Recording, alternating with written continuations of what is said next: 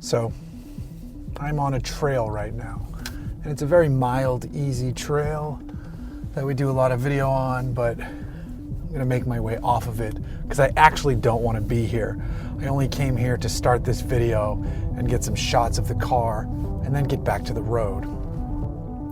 The car in question is the 2021 Mercedes-Benz E450 All-Terrain. So this is essentially the non-AMG E-Class wagon. It used to just be the regular wagon, and now there is no more regular wagon for our market. It's the All-Terrain E450 or the E63 AMG. And I have a massive love-hate relationship with this thing. Cue the intro.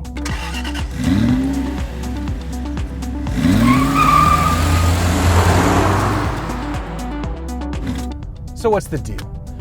What's going on here? First, let's do some basics. Let's talk about the way this looks.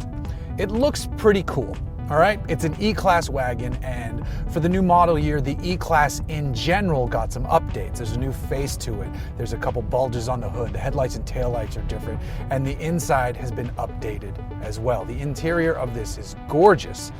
This brown leather is fantastic. The dual screen setup I've seen in other Mercedes models is excellent. The Burmeister sound system is fantastic. The flat wood with the aluminum trim, everywhere you look and touch feels properly Mercedes in a good way. Back to the outside, it has nice looking 19-inch AMG wheels. 19-inch wheels are standard, and then there's a set of 20-inch wheels that are optional. This is wearing upgraded matte finish paint. I think the paint looks pretty cool. There are some good colors available to this. I've seen it in red. It looks really nice. Now, because it's an all-terrain and because people buy SUVs and not wagons, Mercedes has tacked on some fender cladding, some plastic trim around the fenders. Here's where my hate relationship starts to come in. I actually don't mind the fender treatment. I actually do think it looks kind of cool, but it leads you into thinking this thing might be more capable off-road than it is. After all, it's called the All-Terrain, right? It has different driving modes, all the way down to a Sport Plus or up. I'm going down, I'm saying down because all the way up literally is the off-road plus mode, which is what I'm in right now. It has a max speed of 22 miles per hour. It raises the vehicle all the way up.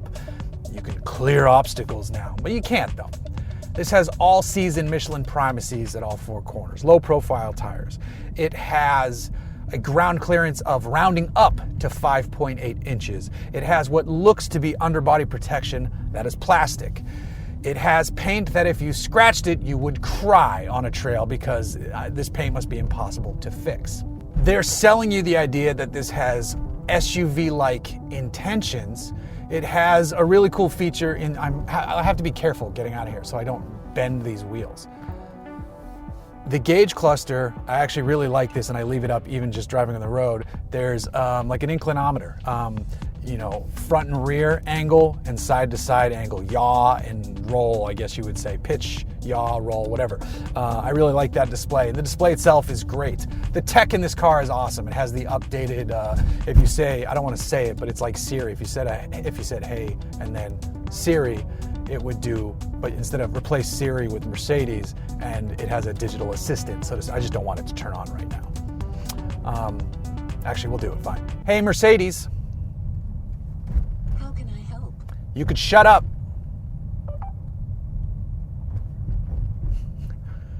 It's thinking. Okay, shutting up now. Oh, now I feel bad. I didn't know it would do that. I'm sorry, Mercedes. I'm sorry. Hey, Mercedes. How may I help you? I'm sorry. I forgive you.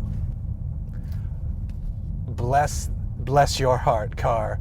Bless your heart. That's amazing. I didn't test that out beforehand. That is amazing. So, getting back to the hate part of this relationship, as I'm coming almost to the end of the dirt trail here. Don't take this off-road. If you need to raise it up a little bit to get into the driveway of your snowed-in ski lodge, fine. Good for you. That makes sense. If you need to run groomed service roads on some dusty sections, fine. Good for you. Do not this is not an off-road vehicle, and you shouldn't expect it to be. But my thing is, if they're going to dress it up and let it cosplay as one, then lean into it and let's do it and make it go up higher. Put actual ground clearance. Give it more ground clearance than a Subaru Outback or something. Like, make it actually useful off-road. Make it a little bit more interesting than just what it is. Because on-road, it is still a brilliant wagon, and we're going to demonstrate that now. I'm going to put it back into Sport Plus. As soon as I get into this vehicle, I put it into Sport Plus every time. Engine responsiveness, the suspension is lower, the throttle's more responsive, the steering is nice and perfectly weighted, and it becomes a brilliant E-Class wagon. This is a really good car with just unnecessary marketing behind it. I love the wagonness of it, the on-road aspect of it. It is perfectly, wonderfully brilliant, and it is packing new powertrain tech under the hood. Now, there's no real rise in power. We're at 369 horse, or 362 horse, 369 pound-feet of torque, a familiar 9-speed automatic, and this has 4MATIC because it's all-terrain. This has 4MATIC. Actually, I think any wagon you buy now, E-Class wagon, has been all-wheel drive for a while now, even on up to the AMG, though that has a drift mode, but that's a different animal. So, turbocharged 3-liter straight 6 paired with a 48-volt mild hybrid system.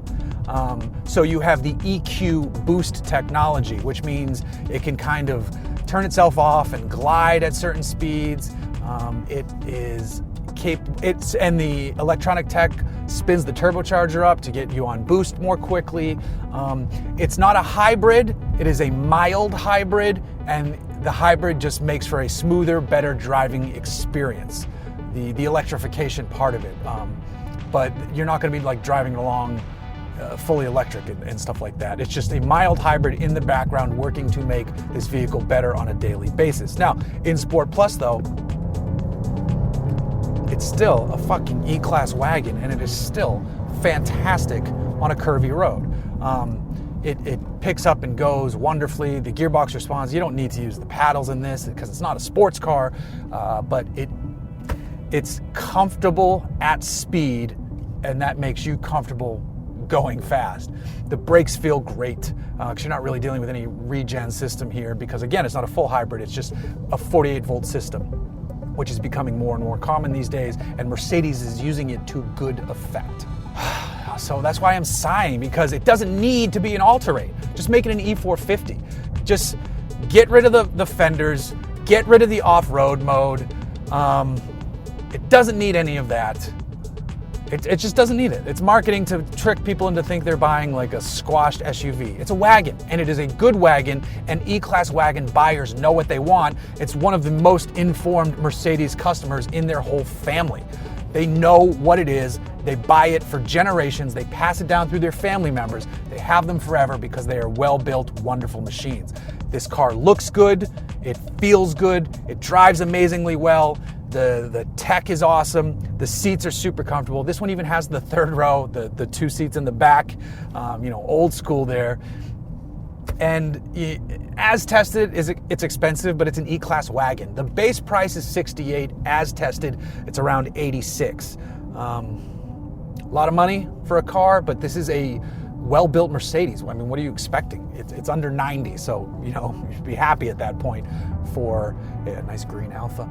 Yeah, I don't say you should be happy about that, but anything under 90 for a really nice Mercedes means we're in a good place. This thing, I really like this, and I really hate this. And it shouldn't be that way. I wish there were 2 versions of the E450 you could choose from. All-terrain for the pretenders who maybe once a year put a tire to snow to shuttle Braden and Caden to snowboarding practice.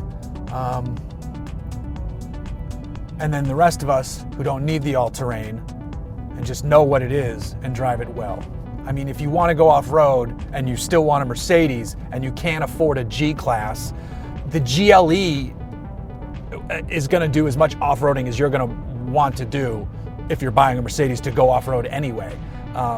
Like the G-Class is still amazing, even in its current iteration. It's the most comfortable off-roader I've ever driven. It's mind-bendingly great off-road. And then everything else just is fine. Everything else is fine. But this is just less so. This is not fine. This is pretending. However, on-road, it's brilliant. And I'm rambling because I'm so conflicted. Well, I'm not really conflicted. I am not conflicted. It doesn't need to be an all-terrain. When I first read about it, I was like, oh, that sounds awesome. And now that I've spent a week with it, it's stupid. The car is not stupid. The marketing behind the car is stupid. The car is brilliant.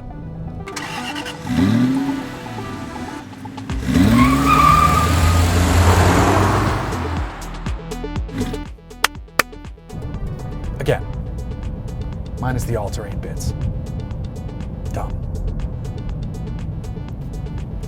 Thank you for coming to my TED Talk.